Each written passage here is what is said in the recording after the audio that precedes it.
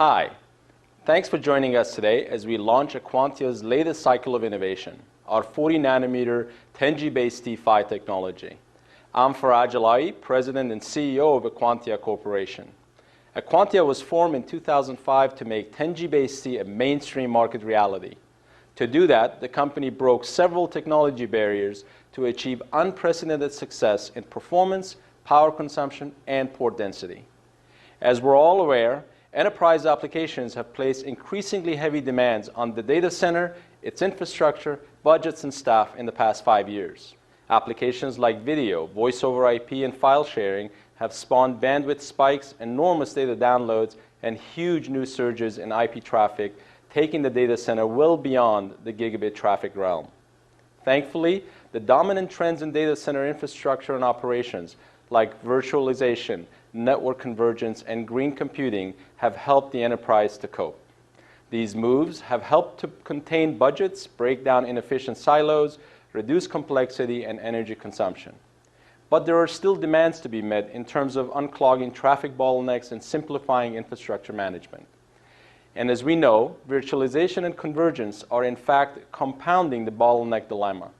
In today's discussion, we want to address one of the key challenges in data center cost and performance management, the interconnect of next-generation servers, switches, and storage systems with the lowest power, most universal, and highest-speed interconnect technology.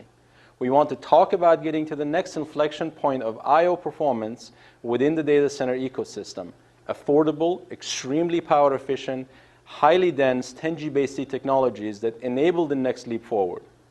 Today's generation of 10G-based T5, like the 90nm product Aquantia is currently shipping, is enabling the first viable implementation of this technology in networking and servers. What is needed next is another leap further into the mainstream. That is happening because of a bold shift Aquantia is making to the 40nm process geometry. It is our unique mixed-mode signal processing approach that cracks the code on getting to as low as a couple watts of power consumption for intra-rack connectivity and 3.5 watt per port for 100 meter of Cat6a or Cat7 cable. Further, we are now packing 4 ports per chip, a world's first to deliver a very compelling solution for high-density designs. Modular line cards as well as top-of-the-rack switches with density up to 48 ports become viable and mainstream. These high-density switches, together with the adoption of 10G-based T in LAN on motherboard or LOM, will confirm once again the position of 10G-based T as a ubiquitous volume interconnect. We believe, and we have heard again and again from our customers, that Aquantia's breakthroughs in 10G-based T interconnect space are game-changing. Aquantia's quad 10G-based T solution will accelerate the long-awaited mainstream market uptake of these devices. Today, we want to share with the marketplace our innovation, our drive to be the first to deliver quad 10G-based T. We will discuss breakthroughs in signal processing and the move to 40nm, as well as the results our customers will achieve in their server and switching systems. We also want to give our partners a strong credit for the critical support they have provided in getting us to this goal. TSMC, our foundry partner, along with Cadence and Synopsys, our EDA partners, were indispensable in helping us bend the curve on this leading-edge technology. As you will soon hear, today's announcement has been the combination of 2 years' efforts. It took courageous betting on technology advances at the time when some may have questioned the need or the feasibility, and very close working relationship by companies who are defining the next frontier. You know Dave Bursky, longtime industry observer, columnist, and editor in the semiconductor space. We appreciate his involvement in our conversation and in helping to extend the dialogue to our strategic partners. Dave will pose some key questions to define the architectural significance of this generation of Aquantia solutions, and he will help shed light on the high degree of collaboration we struck with these key players in getting to today's announcement. We are proud to be at this forefront with our own engineers and visionaries, with our partners and our customers. We hope this dialogue gives you valuable background and insight into what makes Aquantia a leader in 10G-based T and opens a conversation with you on what we can and will bring to the marketplace in the coming months and years. I will now turn you over to Dave, who will be talking with Ramin Shirani, Vice President of Engineering and co-founder of Aquantia. Thanks, Faraj. My name is Dave Bursky. I'm the Semiconductor Technology Editor at Chip Design Magazine. I'm here with Ramin Shirani, the VP of Engineering and one of the founders of Aquantia. We're here to talk about some of the engineering challenges and decisions that went into creating the new generation of 10G-based T products. Ramin, with the new generation of products, the 10G-based T5s, what sets you apart from the other companies? What architectural innovations have you done to achieve the performance levels you've attained? So when the company started, we approached 10G-based T in a drastically different fashion. We looked at the architecture and we looked at the challenges of 10G-based T, and at the time we decided that the right way of solving this problem and being able to be differentiated would be at the architecture level. And effectively, what we've done is some of the impairments of the cable and the channel are handled at the analog level via analog signal processing. And as a consequence of that, the digital complexity goes down. Interestingly enough, with that, the analog power consumption and the analog complexity doesn't go up. And in fact, the analog power consumption compared to traditional approaches is about half of what it should be. This effective new architecture we've coined MMSP, which stands for Mixed Mode Signal Processing. Okay. How unique is this approach? Have you proven it in your first generation product and now you're going to transition it into your next generation?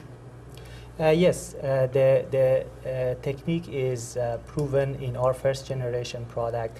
Our first generation product, the AQ1001, first came out toward the end of 2007, and within weeks of having it in the lab, we were able to get the architecture and the design up and running, and we were able to achieve 100 meters of operation. So, and then since then, we've gone through multiple enhancements and iteration, and then existing generation of the product, the AQ1002, is basically a superset of what we've learned over the past 2 years, the testing that we've done and the testing that all of our OEMs have done, and it is pretty well proven in the 10G-based T from all the compliance testing so far. Ramin, when you're transitioning from the 90 nanometers to the 40 nanometer technology, how is the mixed mode signal processing architecture able to scale? What are some of the issues you're looking at? So, as part of mixed mode signal processing, I talked about the differentiation in the analog and the fact that the analog blocks are at a significantly lower power. Now, from a scaling perspective, as you know, when we go from 90 nanometer to 40 nanometer, we expect significant power reduction on the digital with increased density. However, on the analog, on the other hand, right, given the nature of analog and the scaling of the analog, in general, for every architecture, analog scaling doesn't lend itself to power reduction. In fact, you would expect to see incremental power increase. Now, given the MMSP architecture that we have, and given the baseline of the analog being at a significantly lower power, we're able to scale from 90 nanometer to 40 nanometer. That's 2 process generations of jump. And effectively, the digital power would be cut drastically, whereas the analog power to start with is low.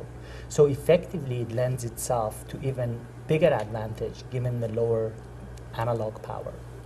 Okay, great. Now, when you started the design at 40 nanometers, what led you to go to 40 rather than go to 65, which was mainstream about the time you started this project? Right. So, Dave, as you know, we have a very good working relationship with TSMC, and they are an investor through Venture Tech Alliance.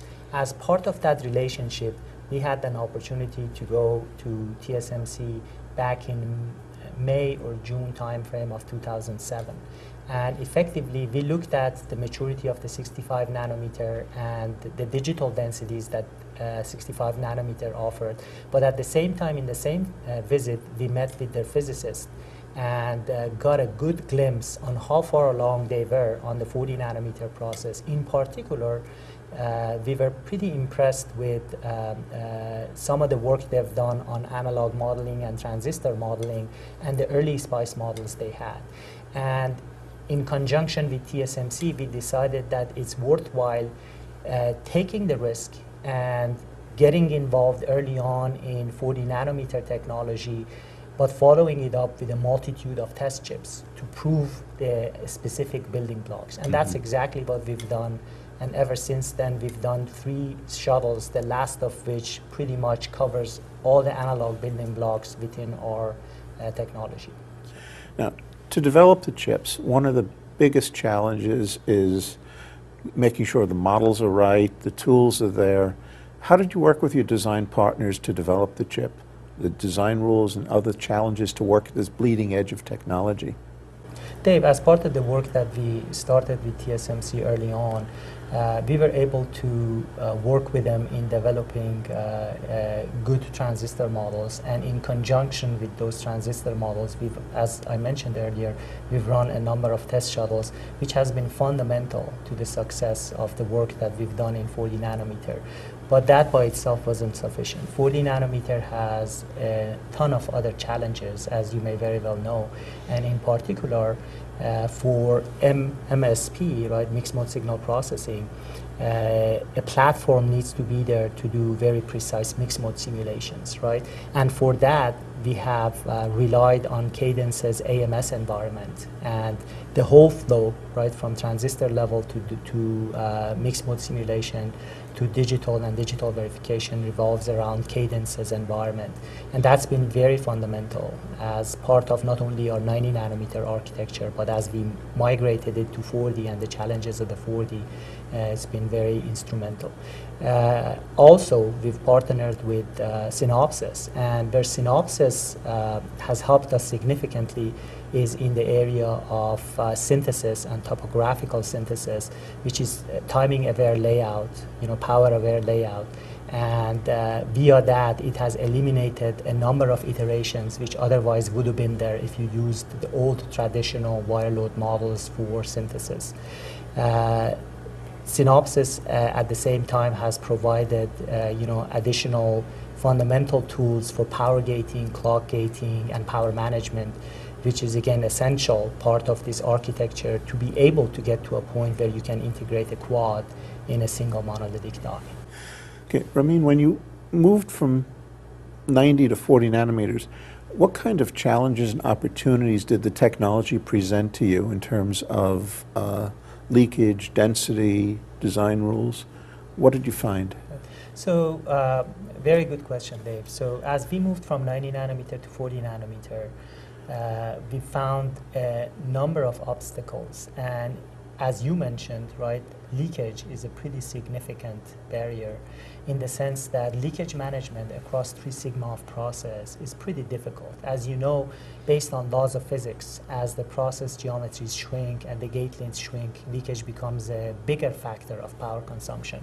So for us to innovate and be able to come up with new techniques of leakage management across process windows has been an interesting learning experience and significant innovations there that have come about as a consequence of that. Also, design for manufacturability at 40 nanometer, as you very well know, is no longer a nice to have, it's a must have. And part of the challenge early on was how to manage it given the specific tighter design rules involved in 40 nanometer and how to effectively manage those sort of issues. So again, partnering with the key software vendors like Cadence and Synopsys, now we have a flow that seamlessly addresses design for manufacturability and also other 40 nanometer impairments. Okay, Ramin, with your current customers that have gone through the testing of the 90 nanometer parts, what is it going to look like for them to move to the 40 nanometer generation? So Dave, our existing customers have spent significant time validating our architecture and the actual silicon, and Aquantia at the same time has done the same thing. Now what we have after a couple of years of having had silicon and having looked at it is we have a proven architecture with low risk. Now, scaling from 90 to 40 nanometer and being able to do a quad at this stage provides a seamless path for key customers with a proven architecture to confidently design their next generation NIC cards, server cards, or switches with a proven architecture with half the power and twice the density. Okay, well, thank you, Ramin, for the time Absolutely. and the My information. pleasure. Thank you, Dave.